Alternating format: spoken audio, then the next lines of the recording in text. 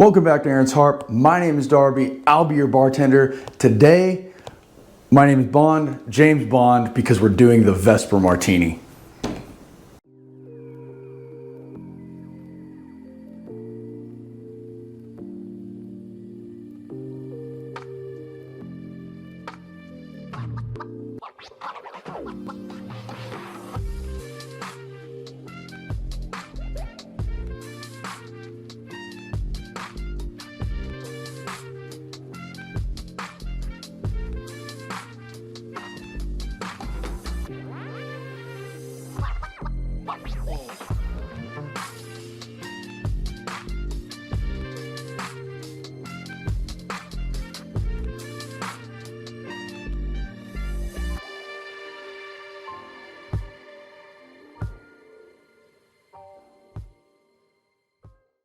All right, Vesper Martini, the most probably blasphemous and hotly debated cocktail I think I've ever come across. You can look at 10 different people doing it, 10 different recipes, and you'll get 10 different ways to do it and 10 different reasons why to do it that way.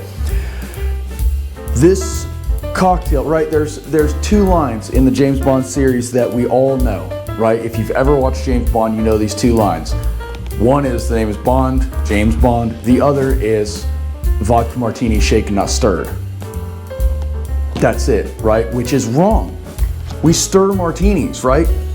I did a whole episode of why we stir them, right? So why does he ask for it shaken? All right, there's a lot of Vesper apologists out there that will tell you one thing. You know, there's a lot of people that like, oh, it's the lore of James Bond. So Ian Fleming did the Vesper Martini in one. He only ever gave, he was the author of the original James Bond novels. He only ever gave the recipe once, and it was in the very first book, which was Casino Royale. In the one of the newer James Bond movies is the Casino Royale movie, and he does give you the recipe in that movie, correct?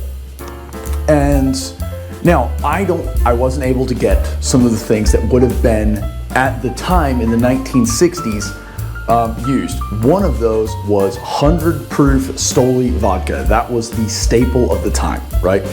Couldn't find it anywhere, and that's because no company in their right mind is going to sell you 100 proof Stoli vodka when they don't have to. It's a lot cheaper to make this 80 proof. If they could make it 60 proof, if they could make it 40 proof, they probably would, but they can't. So anyway, enough with all that preamble.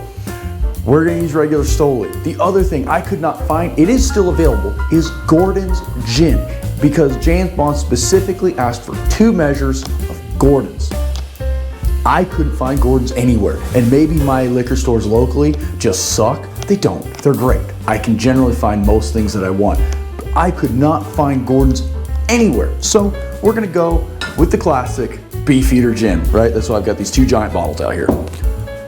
But why does James Bond order it shaken, not stirred? All right, there's lots of interesting theories out there that have to do with the James Bond, like spycraft defeating poisons and things. There's also Ian Fleming's thought that maybe that was, he's never confirmed nor denied this, but maybe that was how he liked his martini, was shaken and not stirred. At the time, you know, stirring and shaking were not how we have them today. But anyway, there's an interesting comment I saw while perusing the internet, which is honestly the most truth and that you can find anywhere, right, is on the internet.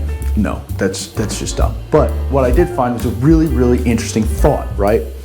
That James Bond ordered this in front of the villain of the movie, and he purposely ordered a convoluted and incorrect cocktail, one, to be a show-off, like he knew what he was doing, but he wanted the villain to think that he was incompetent, right? Because who orders, so the order, right, was 2 measures of Gordon's, 1 measure of vodka, right? He said Russian vodka, which the closest thing I can get here locally is Stoli, right? Not made in Russia anymore. It was, I believe now it's made in Poland. And half a measure of Kina. Now, what he ordered in there, right? We would typically think about we're just gonna jump right into making this thing now. It's Quina Lillet, right? This is Lillet Blanc. This is technically correct-ish, but it's not. The Quina Lillet is no longer made for whatever reason. It's not made anymore. If this is all you can find, this Lillet Blanc, it is a fine substitute. This will oxidize. As you can see, my bottle is very, very dark. This has oxidized. This is actually not good anymore. It's still fine to drink. You can drink it by itself chilled. It's wonderful. It's a wine aperitif, French aperitif wine. It even says on here, product of France, serve well chilled. Now, you can drink that. It's still good. I will actually drink it. But the closest thing that you can find currently to Quina Lillet that James Bond would have ordered in the 1960s is this. This is Cocchi Americano. This is also a Americano Blanco aperitif wine, according to the label. It is phenomenal. I love this stuff. This is a brand new bottle. If you're going to open a bottle of this, store it in your refrigerator. It will keep for longer. It's much like wine where it'll oxidize. So let's go ahead and get into making this thing. So the smell. It just has a wonderful earthy aroma that's just phenomenal. His order was 2 parts, 1 part, half part with a twist of lemon. Now, I failed to get a lemon. This weekend's been crazy. That's why I'm doing this on Monday. Don't ask. We're just gonna say that. I'm going to shake this because that's how James Bond ordered it. Normally, when I make these, I do stir them, but I want to shake this because that is the James Bond way, right? But then again, I don't. See, I sit here and I've gone back and forth all afternoon on how to do this. I normally would stir this because that is proper cocktail mixology stuff. But the way that James Bond orders it is shaken. So we're gonna shake it, all right? So here we go. Half a part or 1/2 ounce. We're just gonna use ounces, right? 1/2 ounce of our Cocchi Americano. 1 ounce or 1 part of our vodka. As you can see, I'm nearly out of this, which really makes me sad. I love Stoli. My wife hates it. The only vodka she'll drink is Ciroc. And I think Ciroc is boring. I think this is wonderful because it's like diesel fuel. Right? To me, vodka should be diesel fuel. I should be able to put this in my truck and fire it up and it should run. It won't. Don't do that, right? That's an old joke. And 2 parts of our London Dry Gin. Now, the reason I'm using Beefeater, it is the closest general facsimile that I could find to Gordon's, right? It's the one I had here at the house that was closest. I searched and searched and searched. You could use something like Hendrick's, would be very good in this because it has a lot of different notes in it, so it would stand up very well. But I really want our Cocchi Americano, our Quina Lillet stand-in or imposter. I really want it to stand up. Now, I don't have a lemon for this, and that's okay. You don't technically need one. The other thing I didn't do that breaks more rules is I'm not gonna chill my coupe, right? Normally I would chill my martini glass, I would chill my coupe because you're serving this up, 100%, you serve this up. But I want to show you guys what it looks like when you serve it in a regular glass. So let's break out one of these bad boys. Man, I've gotten to use these a bunch lately, it makes me happy. So give this a good shake. You want this as cold as possible, so give it a good shake it hard. You also want to kind of dilute this down a little bit, right? All right. Hey, that broke open today. Now, I'm going to double strain this. The reason for that is I want any little ice chips or anything like that out of my big ice cubes to not come through. I want this to be as close to clear or that like milky clear color that it's supposed to be. Because James Bond, whenever you saw his drink, right, it was clear. Why is that? because it was actually stirred. If you stir this, look, you think I'm lying. Watch this. Half an ounce. Let's see if I have enough. I don't know if I do. Oh, that's half an ounce. Whatever, this will be terrible, but it'll be fine. It'll get you the same idea, right? Crack it in this polished rock. All right, so there's one measure. Get out of the way. Vodka. And you can see that my shaken glass is kind of turning clear now that those air bubbles, because that's what happens, right? When you shake, it aerates much more quickly, right? So it aerates, creates a lot of little bubbles in there. It gives us a beautiful, wonderful texture, but it also kind of creates a like film, right? Kind of this weird, whoa, that ice went everywhere. My ice is cracking good today because it's really cold. I cleaned my freezers, and that seems to have helped. But watch this, right? So give this a good stir. Or we're gonna put these in different glasses, but the same. Good stir, you wanna kind of get this, again, chill, dilute. Now, when you stir, it does not dilute nearly as much, nor does it get as cold, because again, we're not breaking up ice. Let's go ahead. Look at that. I mean, it is obviously much more clear right off the rip, right? This is our shaken.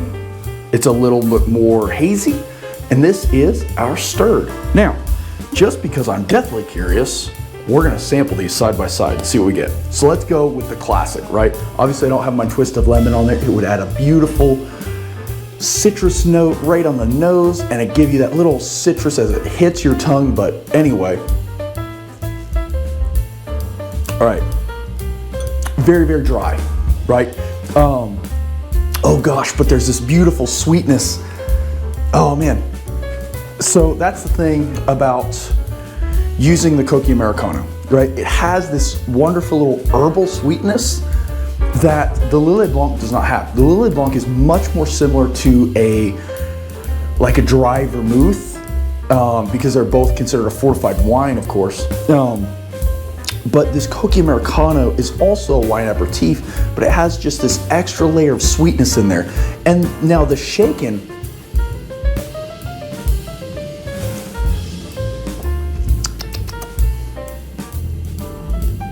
Beefeater comes through. My gin comes through, right? It's there, it's up front, it's present. But it's still very, very dry. It's still very, like it dries your mouth right out. I mean, it's instantaneous. And I already know I like this cocktail, right? So this is not for everybody. Not everybody will like the Vesper Martini. It's contentious to say the least. Some people love it. Some people hate it. And I'm one of those people. I am not an apologist, but I absolutely do adore this cocktail. I think it's wonderful. Let's try this stirred, see if there's a difference.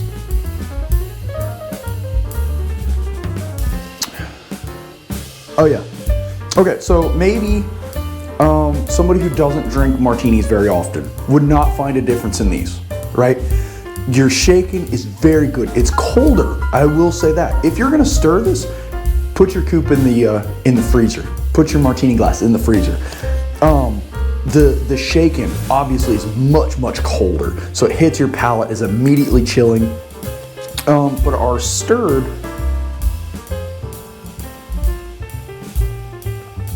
the sweetness, it's interesting. The sweetness is almost toned down a little bit, right? It's not quite as boldly sweet. The vodka has almost no flavor, right? It shouldn't. That's the whole, like, if it's sold, I believe if it's sold or distributed in America, it has to be an odorless, colorless, flavorless, 80 proof liquor, right? I'm pretty sure that's the rules on vodka. And this really, truly does meet that. It adds almost nothing except some heat, right? Because to me, gin doesn't give you that burn, right? I believe these are even, yeah, so the gin is actually hotter, right? The gin, this Beefeater is 44% alcohol by volume, whereas our Stoli is only 40%. but the Stoli seems to give you a little bit more bite, a little bit more heat. And then, so,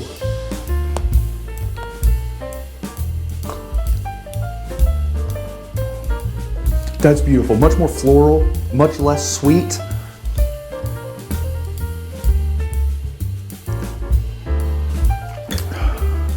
Much sweeter, much more chilled.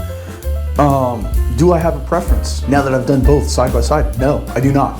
I would gladly drink this either way it was served to me. I think that you should try both of them, not together. That would be a bad idea. But I think that they both have their merits. If you want one that's a little less sweet, especially if you're using Cocchi Americano, go stirred. I think stirred, see, they have almost no smell. Stirred is much less sweet. It is much more balanced, I feel like, in the term of, like, you get some vodka fire, but you get the gin kind of standing up on its own, taking center stage, because this is 2 parts gin, right? It's a gin martini, whereas the same exact ratios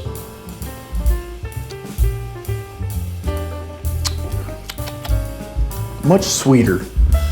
If you are somebody who doesn't do, and it's funny, right? I said initially when I tried this, very dry, but compared to our stirred, it's much less dry. It's much more sweet. If you want something that's a little sweeter, get it shaken. This is probably, for the average Joe, I would say this is the way to go. For somebody who doesn't drink a lot of martinis, I would absolutely go with the James Bond Classic and get it shaken, not stirred. If you are somebody who likes a little bit more complexity maybe, and a little bit more, you have to kind of pick the things apart, try it out stirred, because I really think it is just different enough to be different, but it's just the same enough to not make that much difference, if that makes any sense at all. That's all I've got. Thank you guys for understanding that I have had an absolutely insane week and weekend. I was not able to get this done because I built my wife a patio. Something I'd been promising to do for weeks and weeks and weeks on end. And finally she said, "You have all the stuff, I need it done." And I said, "Yes ma'am, we'll get it done." So I got it done.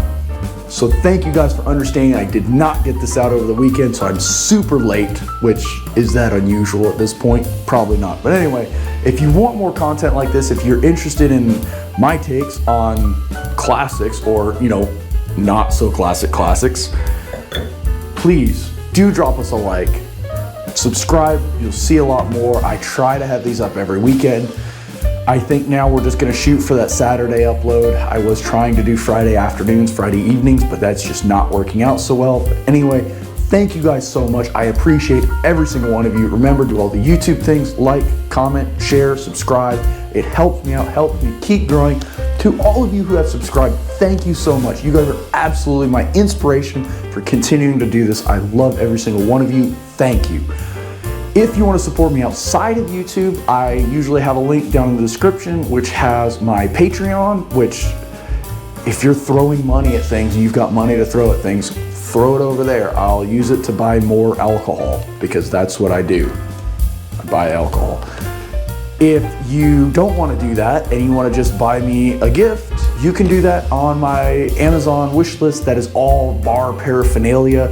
I am going to be doing a batch of mead pretty soon, so I'm going to start buying up all the stuff I need for that. I've got a really cool eucalyptus honey I want to use, so stay tuned for that. I will probably do that in bits and pieces on the channel. It's the first time I've ever done it, so we'll see how it goes. Anyway, thank you guys so very much. Remember, don't drink and drive. Drink responsibly. Tip your bartenders. And I hope that all of you have a fantastic and safe week. Please give both options a try, because you may be surprised at how similar yet different they can be. The Vesper Martini, ladies and gentlemen, thank you all so very much. See you on the next video. Cheers. Oh man, now I've got 2 of these to finish. That was not what I was planning on, but all right.